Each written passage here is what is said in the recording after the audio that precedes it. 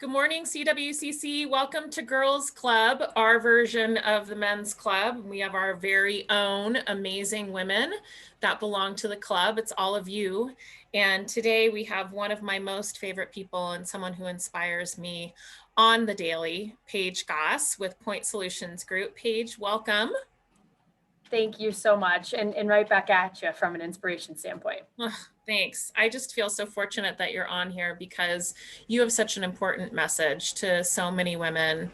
And you've done what very few women do in a very short period of time. And to watch you, I saw you at the beginning, and to watch you navigate it and grow your organization over 1 million in revenue has just been phenomenal. Can you just talk a little bit about doing that and what you felt like, was your secret sauce in doing it and how you've done it? Because I look to you as we start to approach that milestone, and I want to learn from you how you've done it. Yeah, I don't know that there's a secret sauce. When I started the company, I was in a really interesting personal situation, right? I had just moved to Colorado from North Carolina. My wife was pregnant with our twins. I had walked away from, the corporate salary and big responsibility and, basically to sit in an office with myself and a laptop when I started. And, but I knew I had confidence in myself. I had confidence in what we were doing. I knew the market needed it, even though they probably didn't know it yet. I think the biggest thing that we did was just one foot in front of the other, pushing every day. And for me, initially, it was to buy diapers. That was the important part. And then it was to add team members, and then it was to expand the market. And now really, we're trying to level up from a client base. And so we're going after bigger opportunities, right? Bigger competition, people in the market that, smaller organizations don't typically compete against and win. And we're trying to take them down. And so really one step at a time. And it certainly has not been easy. And I've had my moments. But it's not been easy, but it's been worth it. Well, and what's interesting is I know that you're a really amazing visionary leader, and you're sort of a unicorn from the perspective of like, you have a vision, but you also go get it done. When you say the market needed it, even though they didn't know it, I think of something like Starbucks, right? Like Starbucks said, people need a $5 cup of coffee. They don't know they need it, but they need it. And we're going to make it happen. Talk a little bit about that. Like, how did you convince people that your vision was the right one when maybe not everybody saw it? Because that's hard to do. It is hard to do. I think, for me, it was exposure. I had to get in front of people. So, when I first got to Colorado, I think you know this, Kristen, I didn't know a single person. Mm-hmm. And starting a business where you don't know a single person, I think at times was absolutely ludicrous. But, I just knew I needed to meet people, and I needed to tell my story, and I needed to talk about what I thought the market needed and what really made sense to me in the market. And I talked about it over and over and over. I mean, I think in the beginning, I had 20 to 25 meetings a week with new people, mm-hmm. and then asking them, as scary as it was, who else do you know that I need to meet? And cold calling and, doing all the things that I think you'd show that you're confident in what you're doing. And then at the same time, it's kind of interesting that so much of what we did when we started, we don't do anymore, right? So we sort of went with the market as we were educating. We got more and more opportunity in truly our sweet spot. And so now really we're going after that. So now I've got team members that are also selling. It's not just me. We've got people expanding. So I think from that perspective, it just took talking about it over and over and over and having the confidence to do so. Well, and I think what's interesting about that too, Paige, is, I've said this about the Women's Chamber when I first joined, when women try and meet and there's not passion there, or there's not a common connection or something that draws us to one another, it feels inauthentic. And so I think I know for you, when we talk about secret sauce, is that you just want to connect, right? And yes, you want to, sell your business and do, but you also have this way about you that there's this shared connection. And I think that that's where women find success when we're selling something or when we're passionate about our business, is that as women, we can tell, right? Like, you honestly want to make a connection with people. We struck up a friendship in our very first meeting. I remember sitting at the bar having lunch at La Loma. Yep. And it was just this instant connection. And I think you feel that from you, and women have that gift and that ability. And so if there's a secret sauce to growth, maybe that's yours. Yeah, and you know, hard work, and Mhm. you know, getting up every day sometimes when you don't want to. You know, Right. I think one of the things I go back on probably about a year and a half ago. So this was mid 2019. I was exhausted. I had been grinding and grinding. Things weren't coming through that I thought were going to. We were losing money. I was just exhausted. I was like, "Am I doing this the right way? What am I doing wrong?" Right? I mean, all of those things I think that women ask themselves more often than we should. But I was just like, what am I doing wrong? Right? I'm done. Maybe I should just hang it up, go find a job. Right? Yes, I did it. Yes, I grew the company over $1 million, but I'm done. And something in me said, no, you're not. You're not done yet. This isn't it. Push through this time. It's going to get better. There's a lot coming your way. Everything that you had, you know, sort of the groundwork that you had laid is going to start to happen. And it did. You know, November, December, I walked into an organization meeting. I said, I'd love to really find somebody that could come run my company while I go sell and do what I do best, and insert our current COO, Sarah Jolly. And then I said, hey, I'd really love to win these big contracts that we've been working on. Click, I got a call. Hey, congrats, you're part of the winning team. So, you know, I think a lot of those times we just need to realize why we started it in the first place Mhm. and keep pushing through, even though some of the times we really don't want to. I was Right. done, Kristen. I mean, I was spent.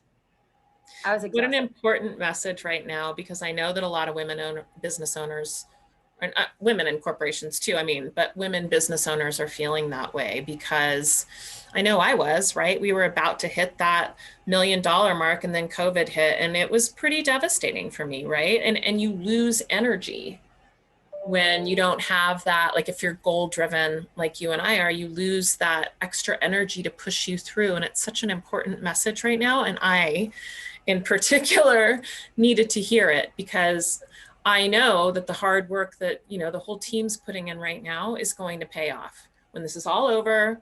The work that we've done, and we made a concerted decision, like we're just going to really focus on making our customers happy, and it's paying off. Like we're helping women, they're connecting more with one another, and it's rewarding to watch, and growth will come as a result of that. I just have to be patient. It will, and it absolutely will. I know that about the CWCC. I'm telling you, I have the utmost confidence in that, and in you, and in your team.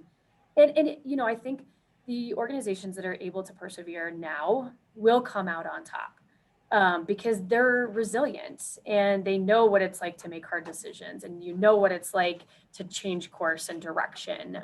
You know what it's like to put one vision aside and go after something that may be completely different. Right. And I think that's going to set organizations up for success, in what's a changed world, right? I don't think we're going back to where we were. It's just going to be different, and the organizations that have been able to shift at that point will make it forward. Right.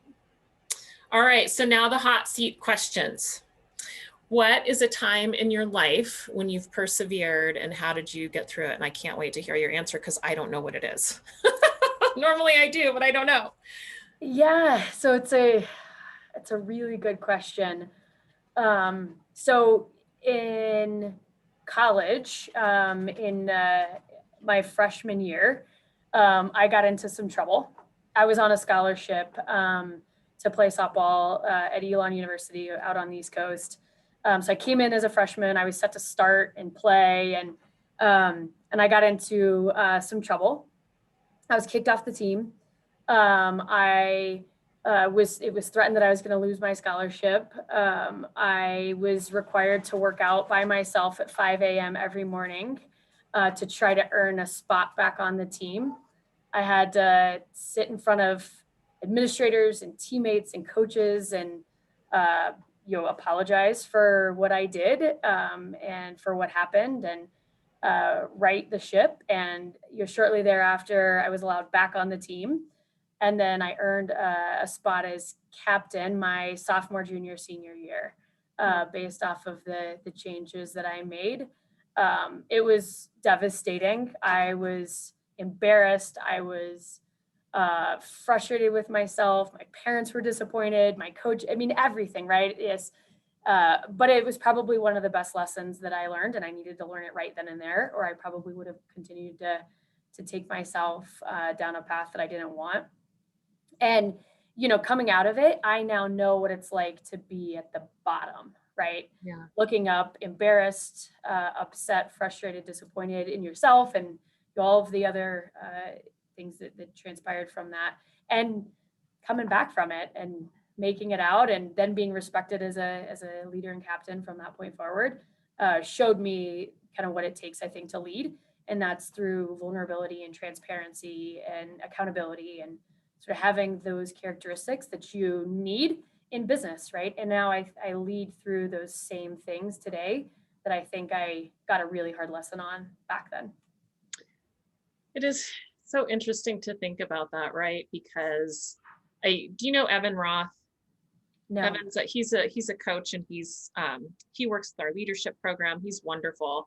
He's coaching me a bit, and he said a quote to me the other day that really resonated with me, and I won't get it completely right, but he said something to the effect of, Kristen, the reason why people don't get the things they want in life or grow to the stage that they need to grow to is that they're afraid to feel the hard feelings or emotions in order to get there, right? And so while it's hard to stomach thinking about going through awful things like that, you could have just walked away, right? You could have just been like, yeah, I'm not going to do that. Whatever, I'm not going to play, or I'll just go to a different school or whatever. But you chose to feel the feelings and go through the emotions to get to where you needed to go. And it's an important lesson to learn, right? Because you now have the tools to get through anything. And I think it helps you in business, right? Like when you get the no's, or you get you're like, nope, pick myself back up again. I've done it before.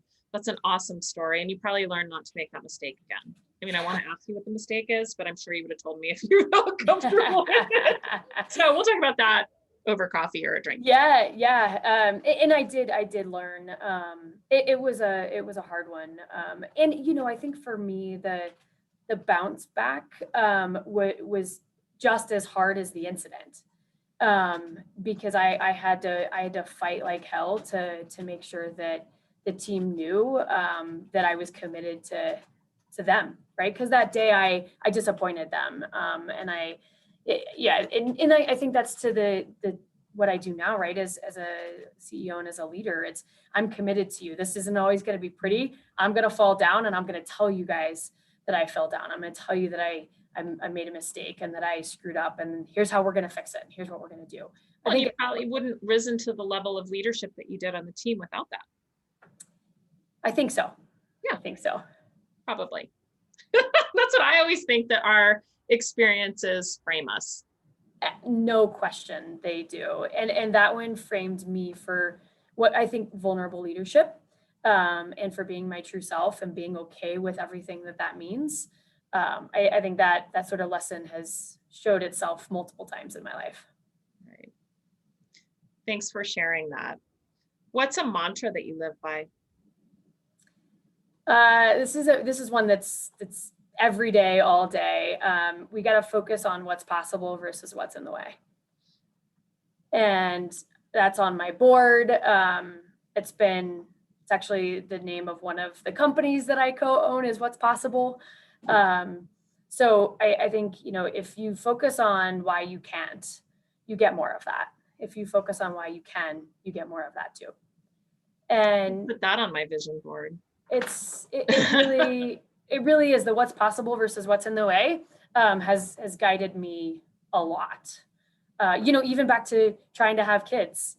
We went through a crazy fertility journey, and I continued, and so did my wife, to say, no, let's focus on what's possible. What's possible is we could get pregnant and have kids. What's in the way is all this other crap that we're dealing with right now. And we now have beautiful 3-year-old twins. So I think, that's been something for not just at the office, not just in business, but in my life in general. That's awesome. Thank you, Paige. Thanks for sharing your time with our members. Always. I appreciate you. I appreciate you too. And I'm proud to be a part of this community. Thank you.